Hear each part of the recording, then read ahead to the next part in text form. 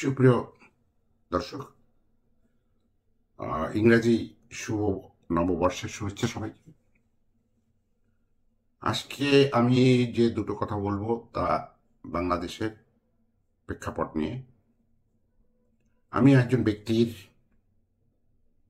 সম্মানিত ব্যক্তির ব্যাপারেই আমি কিছু আলোচনা করব, স্বল্প একটি আলোচনা। আমি ডক্টর সাখাওয়াত হোসেন, যিনি কিছুদিন আগেও স্বরাষ্ট্রমন্ত্রী ছিলেন, বর্তমানে উনি নৌ পরিবহন মন্ত্রণালয়ের দায়িত্ব পেয়েছেন।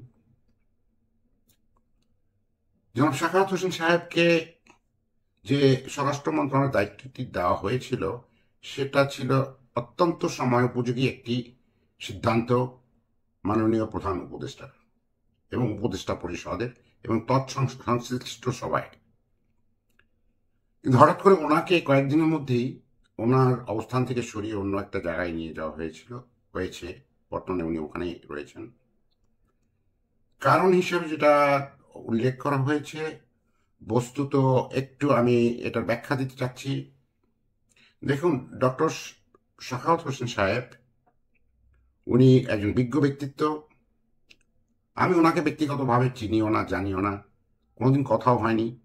ওনার অনেক টক শো আমি দেখেছি, একজন নিরাপত্তা উপদেষ্টা হিসাবে ওনার বক্তব্য শুনেছি। এবং উনি যে বলা যায় যে 111-এর সময় একজন নির্বাচন কমিশনার হিসেবে সুদক্ষতার সাথে কাজ করেছেন।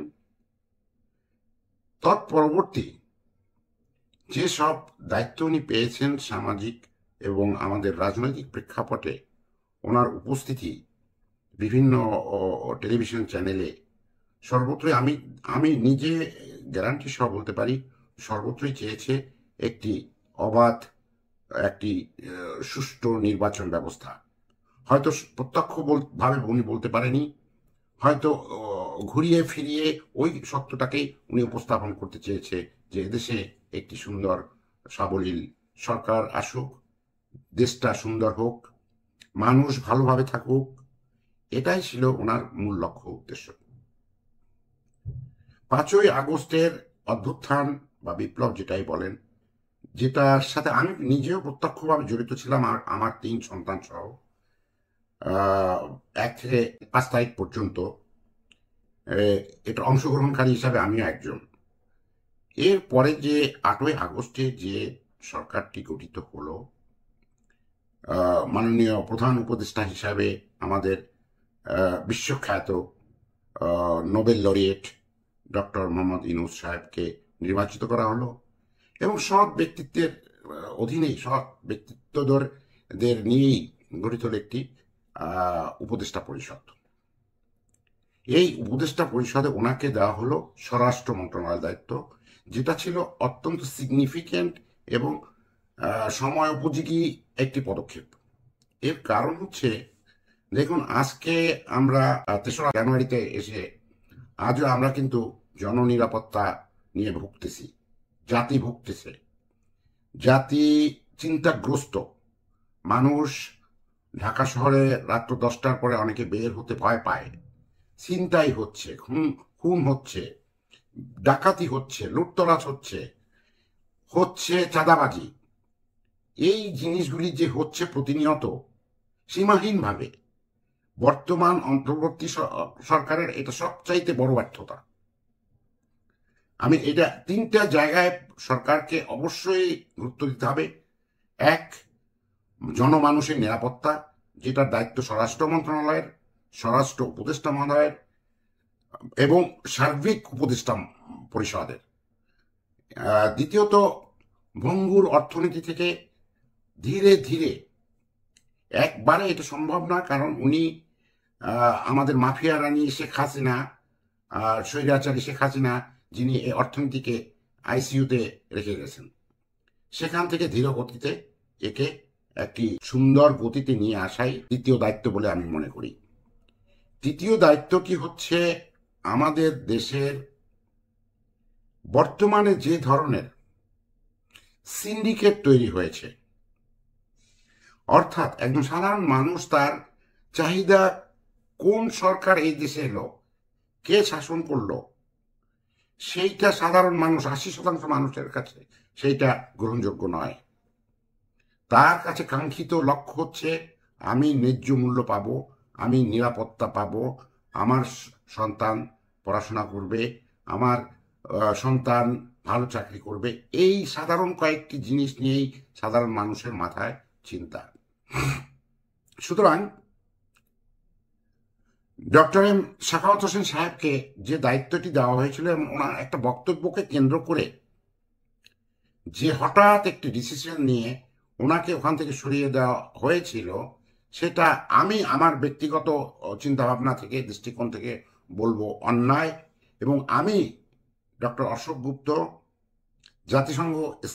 জাতিসংঘ তথ্য একাডেমির স্থায়ী সদস্য হিসেবে আমি ডক্টর এম সাখাওয়াত হোসেনের কাছে একজন বাংলাদেশি হিসেবেও আমি ক্ষমা প্রার্থী। উনি যে কথাগুলা বলেছিল একটু বুঝতে হবে আমাদেরকে। উনি বলেছিল কিছু পলিটিক্যাল কথা। উনি বলেছিল পুলিশ বাহিনীর যে মনস্তাত্ত্বিকভাবে যে ভেঙে পড়েছিল, সেই জায়গা থেকে মোটিভেশন করার জন্য, পুলিশদের শক্তিকে বর্ধিত করার জন্য উনি এই কথাগুলো বলেছিল। উনি আওয়ামী লীগের যে পশু, যে হত্যাকারী পশুগুলি আমাদের সন্তানদের হত্যা করেছে, গুলি করেছে, মেরেছে, পুলিশ যারা আমাদের সন্তানদের গায়ে গুলি করেছে, তাদেরকে বিচারের আওতায় আনার জন্য বলিষ্ঠ পদক্ষেপ নিয়েছেন এবং বলেছেন ওখানেই, ওই বক্তব্যেই। শুধুমাত্র উনি বলেছিলেন, যেটা নিয়ে সমগ্র দেশে একটা ব্যাপক আলোড়ন তৈরি হয়েছিল ওনার বক্তব্যে, এবং তৎপরবর্তীতে ওনাকে মন্ত্রণালয় থেকে অন্য মন্ত্রণালয় দেওয়া হয়েছে। সেটা হচ্ছে যে আওয়ামী লীগ, দেখুন, আওয়ামী লীগ বাংলাদেশের একটা বিশেষ অংশের জনসাধারণের ম্যান্ডেটের অংশ। আমি আওয়ামী লীগ যা এই 15-16 বছরে করেছে তার বিরুদ্ধে প্রত্যেকেই আমরা বিরুদ্ধচারণ করি, কিন্তু এই লোকগুলোকে তো আপনি দেশ থেকে বের করে দিতে পারবেন না। এই লোকগুলো তো এদেশেরই নাগরিক, এই দেশ তাদেরও দেশ।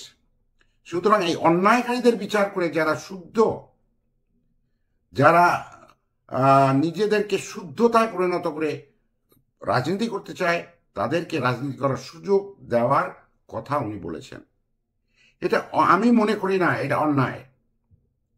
আওয়ামী লীগ যদি সব কিছু জাতির কাছে মাপছে, যারা আদর্শিক আওয়ামী দল করে জাতির কাছে মাপছে, তারা যদি নতুনভাবে কাজ করতে চায় কেন করবে না? আর উনি এই কথাটাই বলতে চেয়েছিল। সুতরাং আমার দৃষ্টিকোণ থেকে আমি মনে করি ওনার প্রতি না, আমার দেশের জন্য he is the most fit for home minister.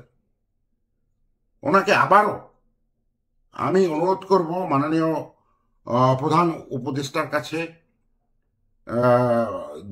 এবং উপদেষ্টা মহোদয়দের কাছে, ওনাকে আবারও ওই পদটি দিয়ে অনতি বিলম্বে আমাদের নিরাপত্তা, গণনিরাপত্তা এবং পুলিশ বাহিনীকে সক্রিয় করার